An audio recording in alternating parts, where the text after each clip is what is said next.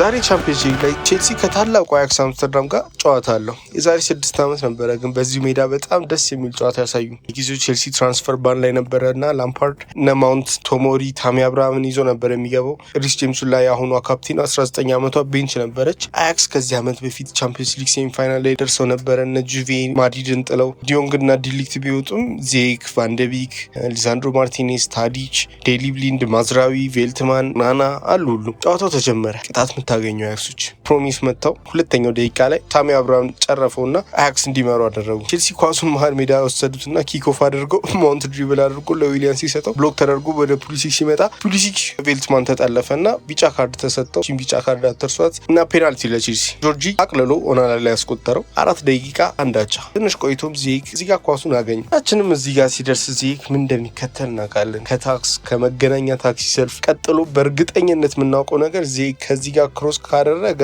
ጨርሶ ነው የሚሰጥ። ጎል ነው ኦልሞስት አላ እንደገባውላ ቢቆጠር እኔ አይከፋኝ። ፕሮሚስ በቴስታ አስቆጠረው። አያክስ 2-1 መራ። 19ኛው ደቂቃ 30 ደቂቃ ካለፈ በኋላ ቅጣት የምታገኙ ሌላ ጊዜ አይ ዶንት ቲንክ የሚመታው አይመስለኝም። ከዚህ ጋር ግን ኬፓ እንደሆነ ስላወቀ መታበት እና የሆነ ድንቅ ጎል አገባ።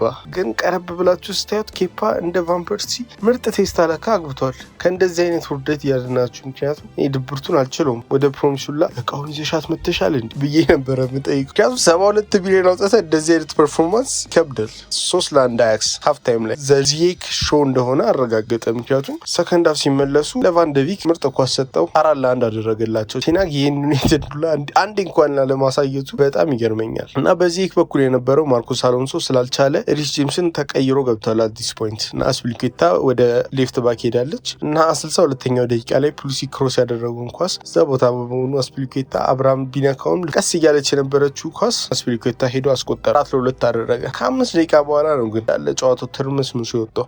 አስተያየታችሁን እስቲ ኮመንት ላይ አስቀምጡልኝ። ቪዲዮን ላይክ ሼር አድርጉላችሁ ለጓደኞቻችሁ። ሰብስክራይብ ማድረግ አትርሱ። እዚህ ጋር የምነግራችሁ ፎከስ አድርጉ። ይህን ሲኩዌንስ ላስረዳችሁ። ብሊንድ ኦልሬዲ ቢጫ ካርድ ላይ ሆኖ ታሚ አብርሃም ላይ ፋውል ሰራ። አድቫንቴጅ አጫወተና ዳኛው ሄርሰን ኦዴ አሪፍ ቦታ ላይ ስለነበረ ኦዴ ወደ ውስጥ ገባና ወደ ጎል ሲመታው ቬልትማን ብሎክ አደረገበት። ግን ብሎክ ሲያደርግ ለካ በእጁ ነው ብሎክ ያደረገበት። ፔናልቲ ተሰጠ።